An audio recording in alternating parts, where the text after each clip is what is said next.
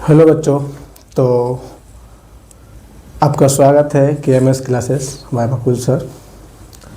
और आज हम लोग देखेंगे कि जो है इतिहास का दूसरा चैप्टर राजा रंग और किसान, इसे वैदिक सभ्यता के नाम से जाना जाता है। और इन वैदिक सभ्यताओं के बारे में देखेंगे कि जो वैदिक सभ्यताएं कब से कब तक चली। ठीक है, जो वैदिक सभ्यता है, इन वैदिक सभ्यता के बारे में देखेंगे, वैदिक काल के बारे में। तो जो सभ्यताएँ आई 1500 BC से लेकर के 600 BC तक चली। 600 BC तक चली। 1500 BC से लेकर के 600 BC तक जो है वैदिक सभ्यताएँ चली हैं। इनमें वेदों की रचना हो चुकी थी, 4 प्रकार का वेद था। ठीक है, और इन सभी चीज़ के बारे में देखे थे। इन वैदिक काल से पहले अगर देखा जाए, ठीक है, इन वैदिक काल से अगर पहले देखा जाए तो आया था जो है सिंधु सभ्यता। क्या था? सिंधु सभ्यता आया था। सिंधु सभ्यता, जिसे जो है इंडस वैली सिविलाइजेशन कल्चर कहते हैं। Indus Valley civilisation, Indus Valley civilisation कहते हैं, सिंधु घाटी सभ्यता कहते हैं। इन सभ्यताओं में अगर देखा जाए तो क्या हुआ था कि जो है यहाँ पर जो है कांसा खोज हो चुका था।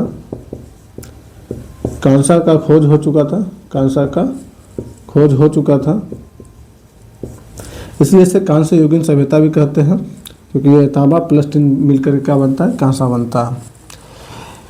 इस सभ्यता में जो है लोहा का खोज नहीं हुआ था। लेकिन इन वैदिक सभ्यताओं का अगर बात किया जाए तो इन वैदिक सभ्यताओं में क्या हुआ था? लोहा खोज हो गया था। लोहा का खोज हो चुका था। लोहा खोज हो चुका था। इनमें लोहा का खोज नहीं हुआ था। इनमें अगर बात किया जाए तो लोहा का खोज जो है नहीं हुआ था। इसमें क्या था कि कांसा खोज हो चुका था। इसमें कैसा खोज हो चुका था? कांसा खोज हो चुका था, लोहा खोज नहीं हुआ था। इसमें क्या था? इसमें प्रमुख पशु का अगर बात किया जाए, ठीक है ना, तो बैल था। कौन था? बैल। इसमें अगर प्रमुख पशु की बात किया जाए तो गाय है। प्रमुख पशु कौन है? गाय है। वैदिक सभ्यताओं में ये सभ्यता जो था, इन सभ्यताओं का अगर बात किया जाए सिंधु घाटी सभ्यताओं का, तो ये जो था वो कैसी सभ्यताएं थी?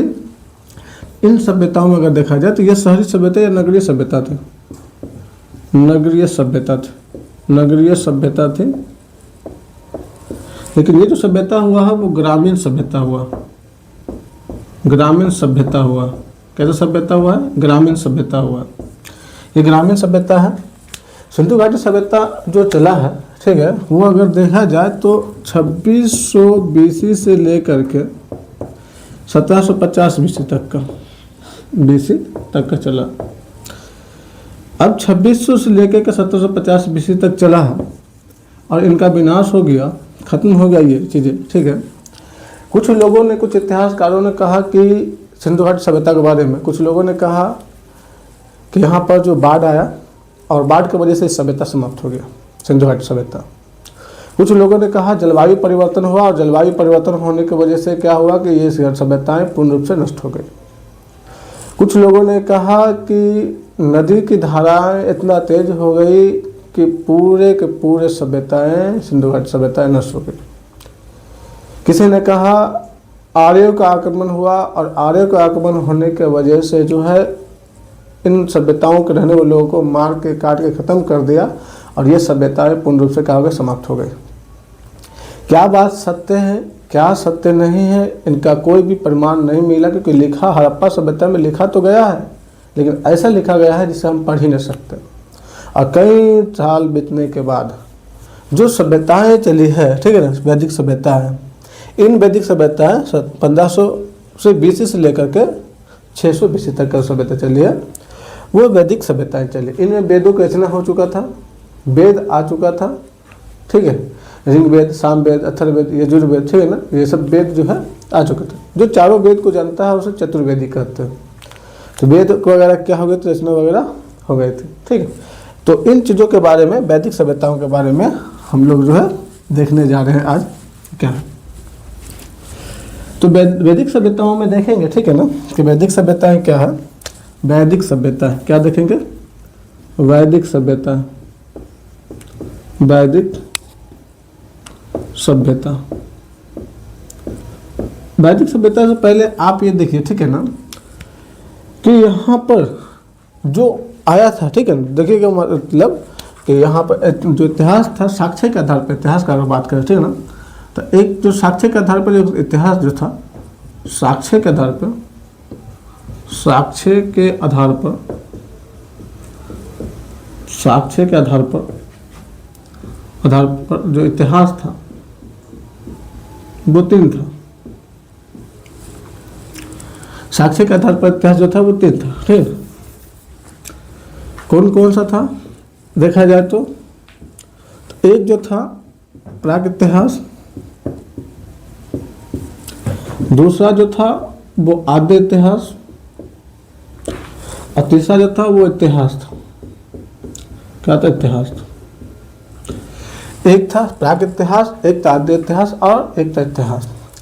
प्राक इतिहास में अगर देखा जाए, ठीक है ना, तो लिखना पढ़ना, लिखना भी नहीं जानता था, पढ़ना भी नहीं जानता था, लिखना पढ़ना नहीं जानता था। इसमें लिखना जानता था, लिखना जानता था, लेकिन ऐसा लिखा कि पढ़ ही नहीं सकते, पढ़ा ना गया, अभी तक पढ़ा नहीं गया।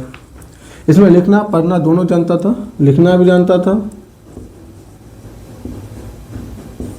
पढ़ना भी जानता था।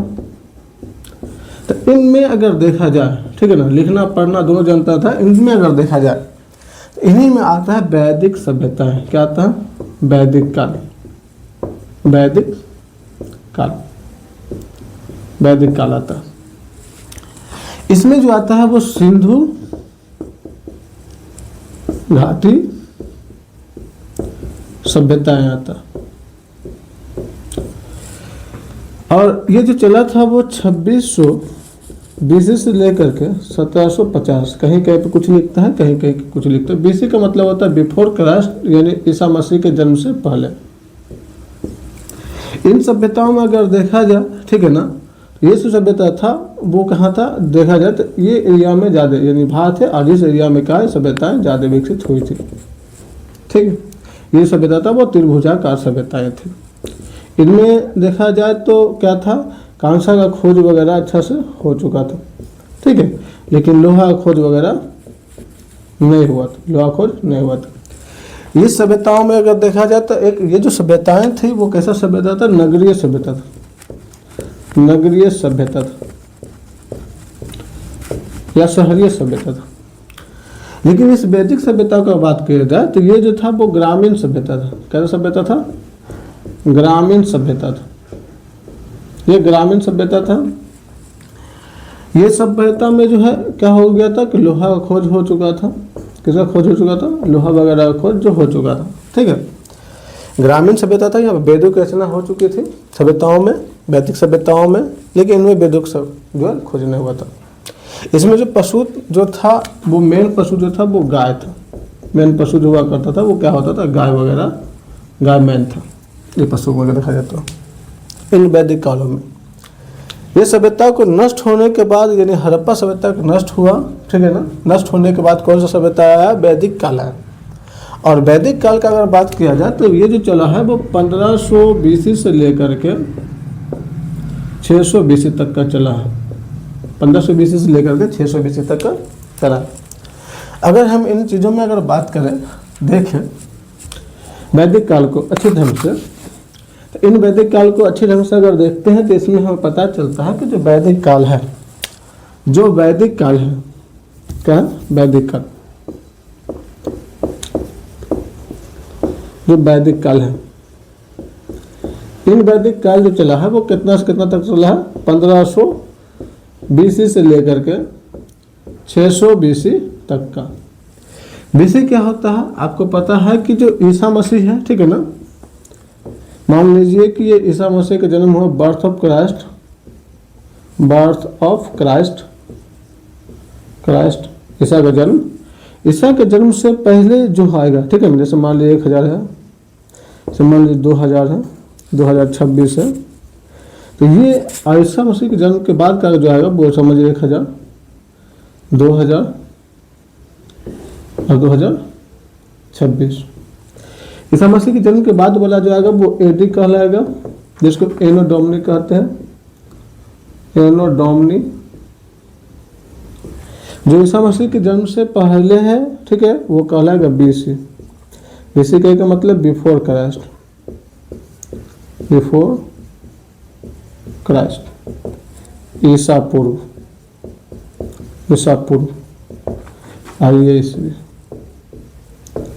जो ईसा मसीह के जन्म से पहले वाला है ये कहलाएगा ईसा पूर्व, बीसी। जो जन्म के बाद वाला है वो कहलाएगा एडी, ठीक।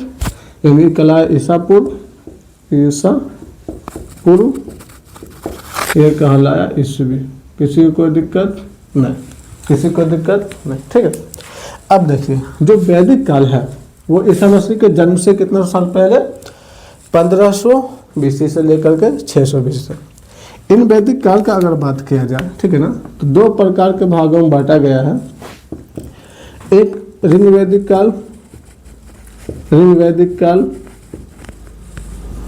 ऋग वैदिक काल, एक उत्तर वैदिक काल, एक उत्तर वैदिक काल, एक ऋग वैदिक काल और एक उत्तर वैदिक काल। जो ऋग वैदिक काल है, ठीक है, जो ऋग वैदिक काल है ये जो चला है वो 1500 बीसी से लेकर के 1000 बीसी तक का चला।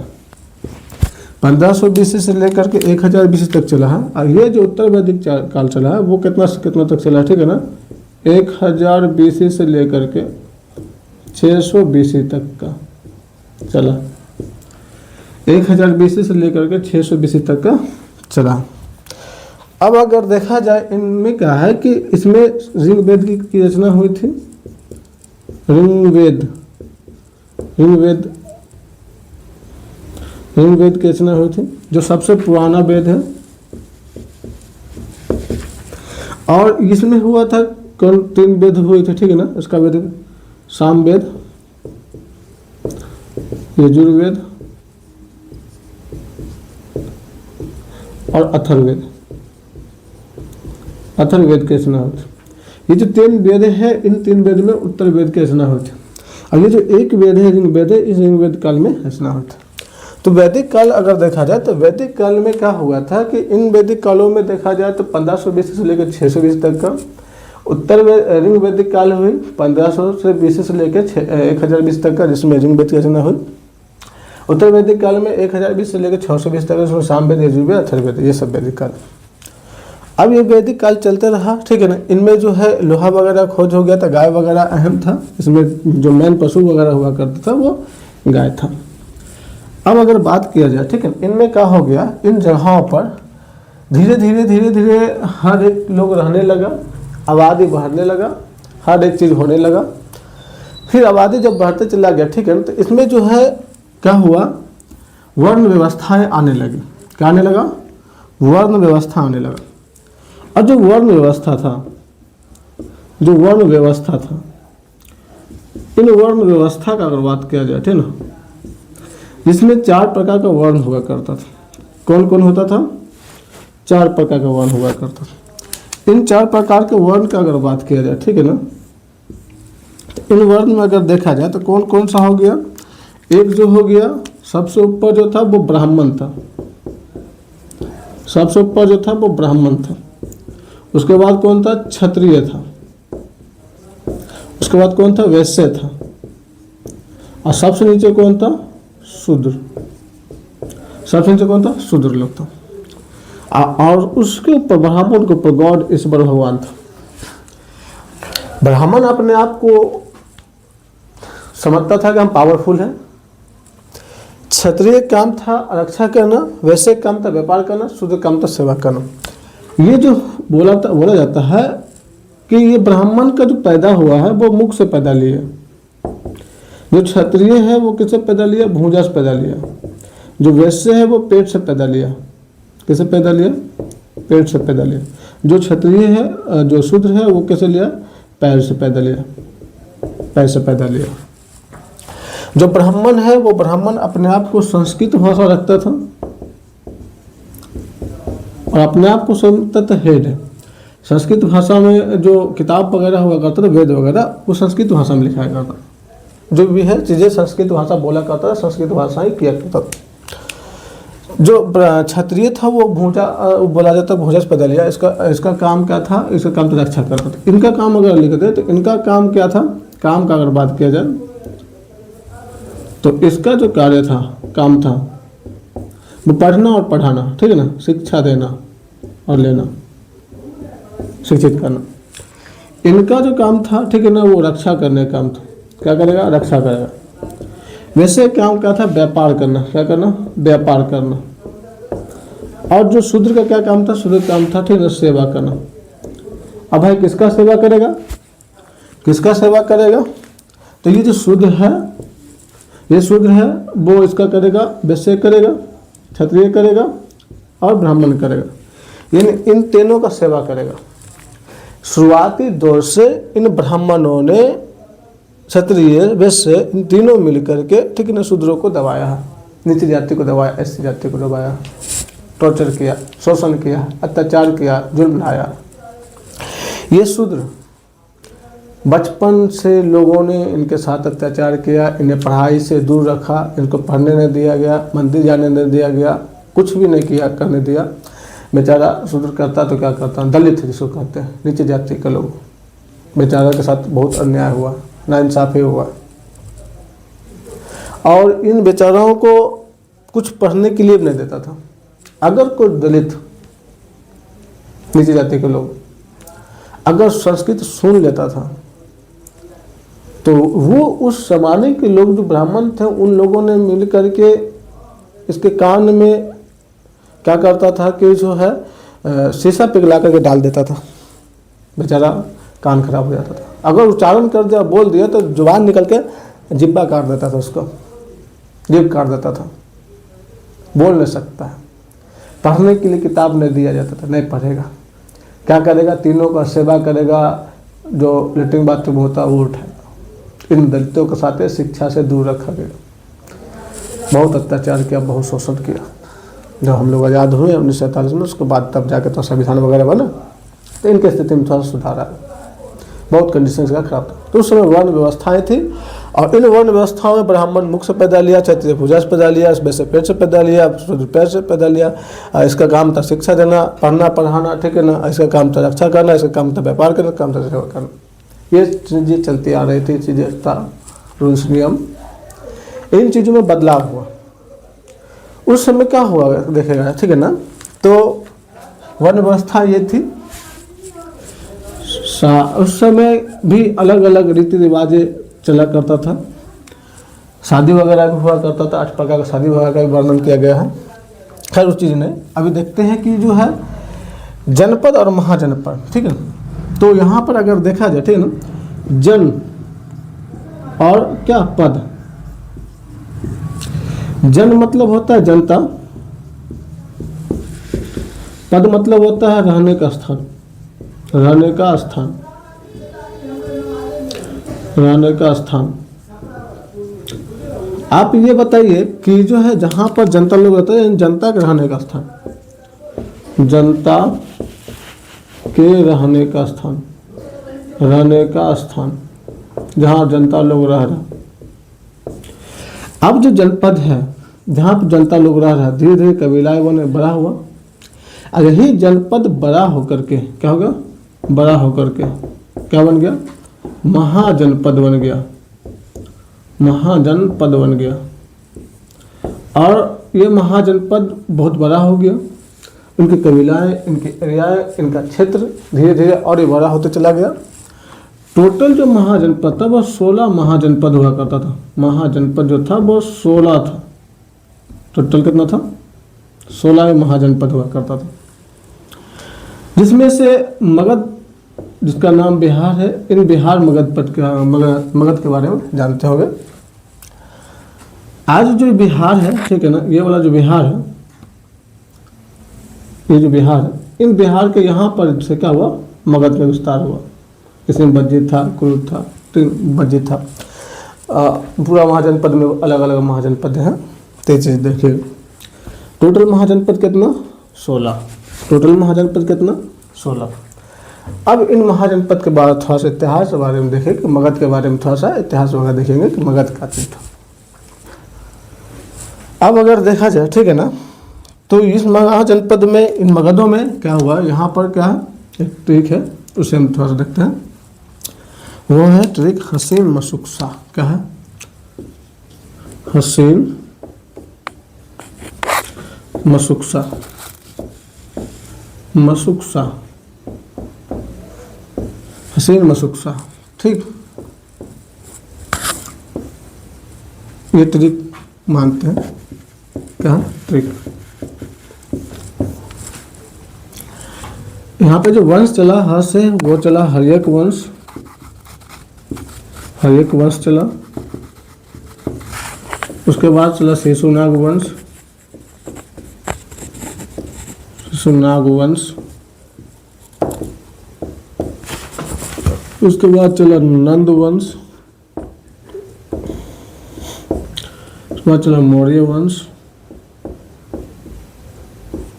मौर्य वंश, शुंग वंश, कदम वंश, फिर चला लास्ट में चला सातवाहन वंश। सातवाहन वंश। हर्यक वंश, शेषुनाग वंश, नंद वंश, मौर्य वंश, शुंग वंश, कनब वंश, सातवाहन। टोटल वंश 7, ठीक। 1 2 3 4 5 6 7 महाजनपद था।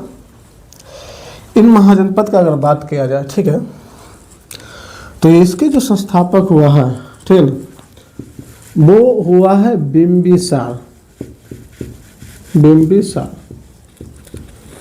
कौन हुआ, बिंबिसार।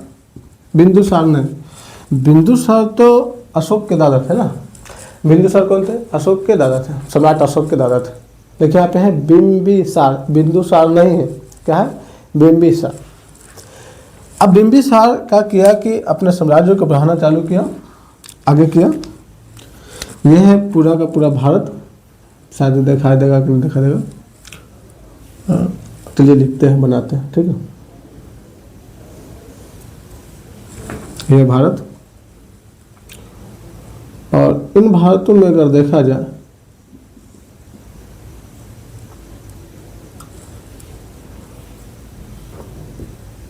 इन भारतों में देखा जाए तो यहाँ से स्टार्ट हुआ था बिहार। क्या था, यही था बिहार की धरती, मगध। यही था मगध, बिहार, मगध। और ये बिंबिसार क्या किया, ठीक है, कि धीरे धीरे यहाँ से फैलाया अपने साम्राज्य को, और फैलाते फैलाते और बड़ा कर दिया, बहुत बड़ा कर दिया, समझे। तो बिंबिसार साम्राज्य तो फैलाया, साम्राज्य फैलाते चला गया, ठीक है ना। बिंबिसार के बेटा था अजातशत्रु। कौन था, अजातशत्रु। इसका बेटा था उदयन। कौन था, उदयन। उदयन जो अपना राजधानी पाटलिपुत्र लाया था। बिंबिसार का बेटा अजातशत्रु, उसका बेटा उदयन ये था। ये जो बिंबिसार था ना, वो अपना साम्राज्य फैलाता था, पता है कैसे, शादी करके। कैसे करके, शादी करके। यानी शादी करता था और उसके बाद अपने साम्राज्य को बढ़ा किया, और बढ़ाया और बढ़ाया और बढ़ाया, बढ़ाते बढ़ाते बढ़ाते पूरा बढ़ा देता था। अब देखा अजातशत्रु की, हमारे पिताजी शादी कर रहा, हमारे पिताजी इतना बड़ा हो गया, उम्र हो गया, बूढ़ा गए, अब शादी करिए रहा। उदयन भी था, ठीक है ना। अब क्या हो गया भाई, अजातशत्रु बोला कि देखिए काम करते हैं, ठीक है ना, कि बाप को बोलते हैं अब रुक जाने के लिए, उम्र मेरा हो गया, अब हम शादी करेंगे। अजातशत्रु अपने पिता को जो भाला होकर मार दिया, साम्राज्य लूट लिया, ले लिया। अजातशत्रु का जो बेटा था वो भी क्या किया, उनको भाला होकर मार दिया। यानी अपने पिता का हत्या किया, ये भी अपने पिता का हत्या किया, और ये भी अपने पिता का हत्या किया। इसीलिए इसे पितृहंता वंश, क्या बोलते हैं, पितृहंता वंश। हंता वंश कहते हैं। इनका क्या पिता का हत्या किया, सब का सबका क्या पिता का हत्या किया है, इसलिए से हम पितृहंता वंश कहते हैं। अपने अपने बाप को मारा, ठीक है ना, किस लिए, शादी कर रहा था और सम्राट का एरिया को बढ़ा रहा था, ये एक रीजन रहा, ठीक है। अब अगर देखा जाए, ठीक है, तो इस वंश के बाद उदयन का डर गया, बाप रे अब्बा को मारता है, काम करते हैं कि हम अपने बचवा का पहले शादी कर देते हैं, और कर दिया। जब हो गया इसका, ठीक है ना, उसके बाद जो आया शिशुनाग वंश, ठीक है, नंद वंश, उसके बाद मौर्य वंश। कौन सा वंश, मौर्य वंश। तो ये है मौर्य वंश के बारे में। और इस मौर्य वंश के बारे में पढ़िएगा चंद्रगुप्त मौर्य के बारे में। किसके बारे में, चंद्रगुप्त मौर्य के बारे में, कि क्या कंडीशन रहा चंद्रगुप्त मौर्य वंश, ठीक है। यहीं पे लिखते हैं, इस जगह पे एक जगह है तक्षशिला। कौन सा जगह, एक यूनिवर्सिटी है तक्षशिला यूनिवर्सिटी। यही के टीचर था, उसका नाम था चाणक्य। क्या नाम था, चाणक्य या कौटिल्य, कौटिल्य या चाणक्य नाम था। अब होगा कि देखा, अरे बाप रे तक्षशिला पढ़ रहा है, चाणक्य कौटिल्य है, ठीक है ना। और यहाँ पर जो नंद वंश है, ठीक है ना, यहाँ पर जो हेड जो था वो महापद्म नंद था। कौन था, महापद्म नंद, महापद्म नंद था। और इसका बेटा आया था धनानंद, धनानंद। कौन आया था, धनानंद। एकदम खच्चा था, एक नंबर खच्चा, बाप एक नंबर तो बेटा 10 नंबर। बेटा एकदम खच्चा धनानंद, खूब ऑर्केस्ट्रा देखता था, खूब घूमता था, नौटंकी करता था, नाच देखता था, इंटर उंटर करता था, खूब मजा करता था, ठीक है। और साम्राज्य पर ध्यान नहीं देता था, मार पीट करके साम्राज्य लूटता था, मारता था, पीटता था, कुछ भी करता था। तो उस सिचुएशन में, उस हालात में, ठीक है ना, उस समय अगर देखा जाए तो यहाँ पर एक नदी बहती है, आपको पता है, वो नदी का नाम है सिंधु नदी। और इसी में से यहाँ पर देखिएगा कि एक नदी है, वो नदी है ब्यास नदी। कौन नदी, ब्यास नदी, ब्यास नदी। इस जगहों पर से क्या हो गया कि सिकंदर का एंट्री हुआ, सिकंदर आया। अब यहाँ से सिकंदर का एंट्री होगा, सिकंदर आएगा। कौन आएगा, सिकंदर, अलेक्जेंडर सिकंदर। अब हल्ला उड़ गया, बाप रे सिकंदर आने वाला है, सिकंदर आएगा। जब भारत में एंट्री करेगा, क्योंकि उसका मन है, इच्छा है पूरे विश्व को, पूरे दुनिया को जीतना, सिकंदर एंट्री मारेगा। 300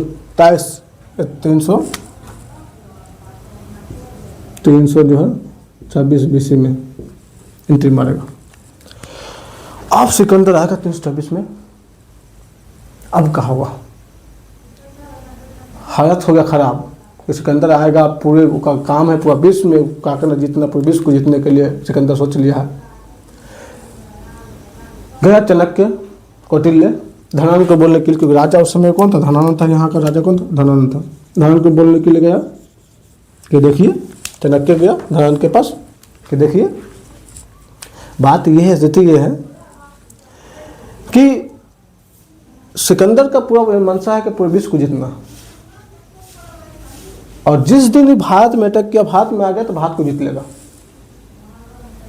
अब क्या कहते हैं, मैंने बोले टेंशन क्या लेता, हमसे बड़ा कमीना को है, कौन आएगा देख लेंगे, फरियाद लेंगे, कोई है हमसे बड़ा कमीना, हम ही कब से महान है, खतरनाक है। अब ले चाणक्य बोला कि कुछ तो करो, नाच देखे से क्या ऑर्केस्ट्रा देख रहा है, सर देखो देश में क्या कंडीशन होने वाला है, क्या कंडीशन होगा, पूरा उस समय साम्राज्य फैला हुआ था। चाणक्य को बोला, वहाँ का जो धान था वो अपने सेनापति को बोला पकड़ो उसको, पर फेंको, बाहर फेंको, महल के बाहर फेंक दो।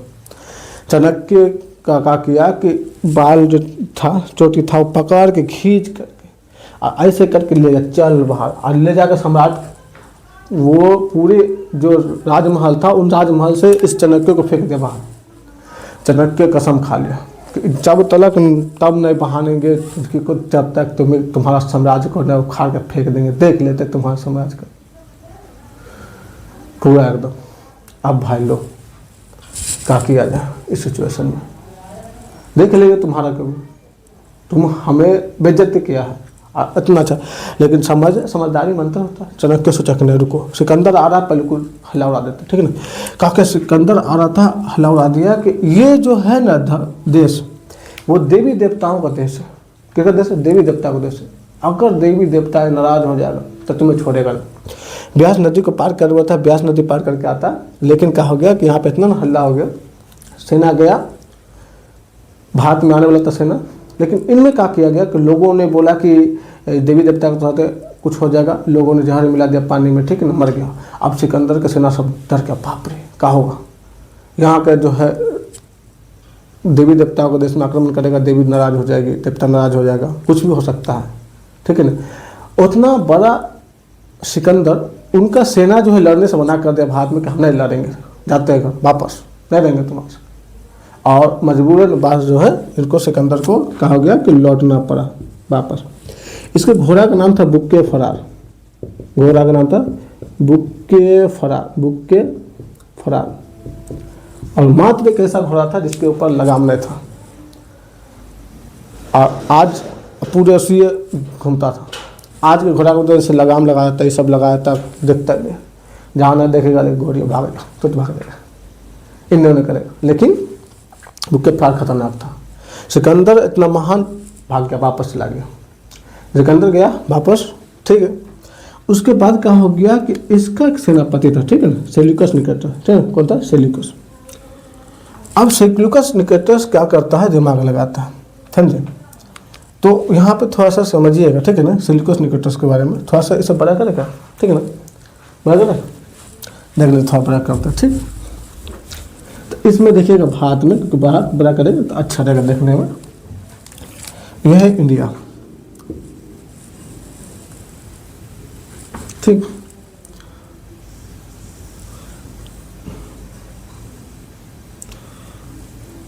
ये क्या है,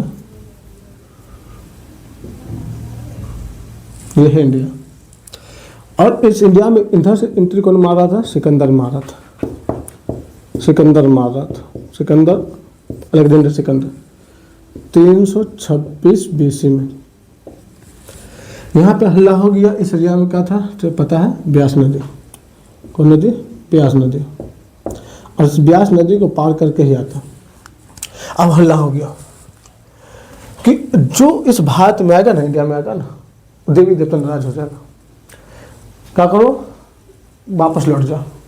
सिकंदर इतना बड़ा सेना लेकर के आया, और सेना लेकर के क्या हो गया कि वापस यहाँ नहीं आया, कहाँ गया, लौट करके चला गया, और बेचारा का मौत भी हो गया, ठीक ना, 323 बीसी में मर गया, डेथ हो गया, बेबीलोन में, बेबीलोन में, बेबीलोन में क्या हो गया, मृत्यु हो गया। अब मर गया सिकंदर, खत्म, सिकंदर महान क्या हो गया, खत्म हो गया। लेकिन एक सेनापति था, ठीक है ना, सेल्यूकस, कौन था, सेल्यूकस, सेल्यूकस सेनापति कौन था, Seleucus Nicator, Seleucus Nicator, Nicator, Seleucus Nicator, Nicator, Seleucus Nicator, Seleucus Nicator बोला नहीं, कुछ तो बात है, कुछ तो बात है, हम जाएंगे भारत में, देखेंगे क्या होगा नहीं होगा, देखते हैं, जाएंगे, बोला जाएंगे तो जाएंगे, देख लेते क्या होता है। सेल्यूकस निकेटर्स ने क्या किया, दिमाग लगाया, ठीक है ना, और सेना को लेकर किसी तरीके से भारत में से प्रवेश किया, धीरे धीरे धीरे भारत में प्रवेश किया। जाना कहा था, बिहार था, यहाँ पे था बिहार, मगध, मगध का था, यहाँ था। सेल्यूकस निकेटर गया, लड़ा, आईना धनानंद से प्रॉब्लम था, किसको, चाणक्य को, ठीक है ना, धनानंद, नंद वंश में धनानंद, और उसको दुश्मन जो था चाणक्य, चाणक्य कौटिल्य, चाणक्य कौटिल्य, कौटिल्य,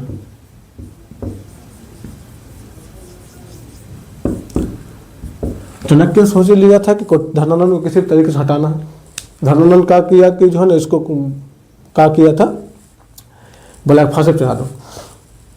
कौटिल्य को, जो कौटिल्य का के जान बचाया, छोटा सा बच्चा, 12 साल का बच्चा जो जान बचाया, जिसका नाम था चंद्रगुप्त, चंद्रगुप्त। कौटिल्य को लग गया कि यही चंद्रगुप्त ऐसा है जो क्या कर सकता है, पूरे साम्राज्य को बना सकता है।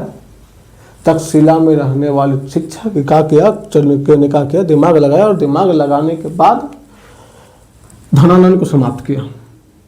सबसे पहले सिकंदर को साइड किया, उसके बाद करने के बाद धनानंद को साइड किया, और उसके बाद चंद्रगुप्त को क्या किया, गद्दी बैठा दिया, और यहाँ पर कर दिया मौर्य साम्राज्य की राजधानी, ठीक है, मौर्य साम्राज्य बना दिया, जिसका हेड हुआ चंद्रगुप्त मौर्य। कौन हुआ? चंद्रगुप्त मौर्य, चंद्रगुप्त मौर्य, चंद्रगुप्त मौर्य, चंद्रगुप्त मौर्य। यानी इस धनानंद को समाप्त करने के बाद चंद्रगुप्त जो था, चंद्रगुप्त मौर्य को गद्दी में बैठाया।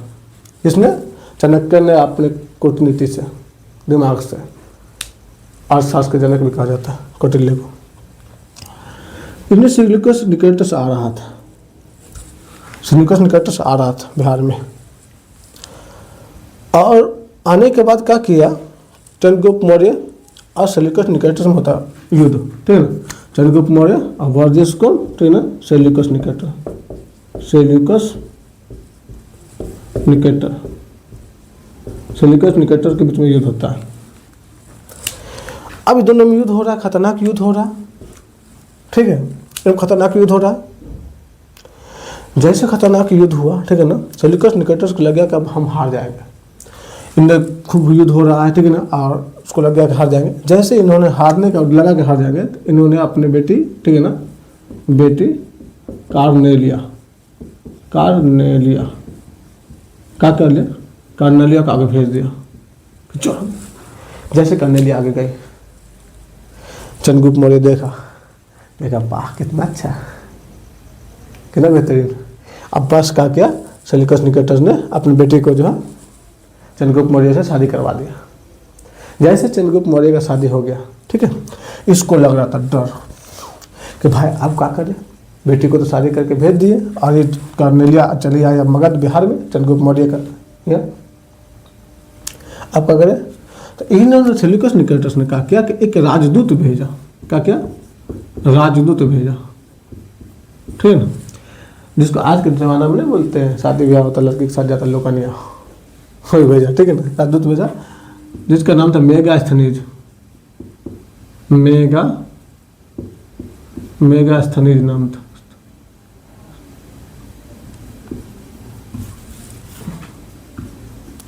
मेगास्थनीज, स्थनीज क्या नाम था, मेगास्थनीज। और यही मेगास्थनीज जब आया बिहार में तो उन्होंने एक किताब लिखा, उस किताब का नाम था इंडिका। और इसी इंडिका नामक पुस्तक से हमें मगध के बारे में जानकारी प्राप्त होती है, मगध के बारे में पढ़ने को मिलता है, मेगास्थनीज, ठीक है। तो ये सब चीज़ें रहा, और चंद्रगुप्त मौर्य ने मौर्य साम्राज्य की स्थापना किया, मौर्य साम्राज्य लिख हुआ, ये सब चीज़ पता चला। तो ये सब चीज़ें लिखा हुआ था ब्राह्मी लिपि में, खरोष्टी लिपि में, इन सब चीज़ के बारे में। तो इन सभी चीज़ के बारे में जानकारी जो प्राप्त हुआ, ठीक है ना, इन सभी चीज़ को जानकारी प्राप्त हुआ, जानकारी। एक व्यक्ति था अंग्रेज अधिकारी जेम्स प्रिंसप, जेम्स प्रिंसप,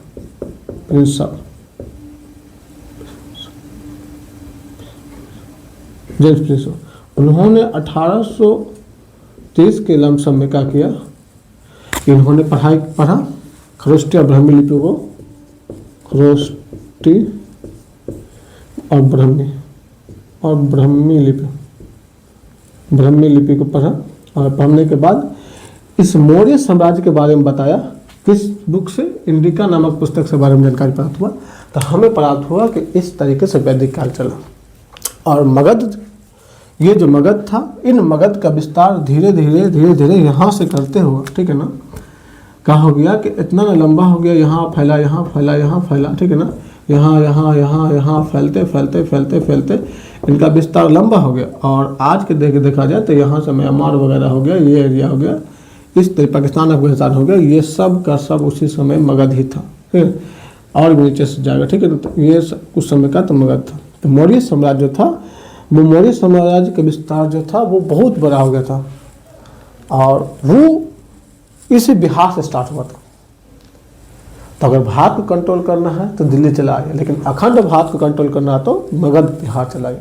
और बिहार की धरती है जहाँ चंद्रगुप्त मौर्य रहा करते थे, अशोक रहा करते थे, चाणक्य जैसे लोग थे। और इस बिहार को आज हल्के में नहीं लेना चाहिए, खतरनाक, समझे।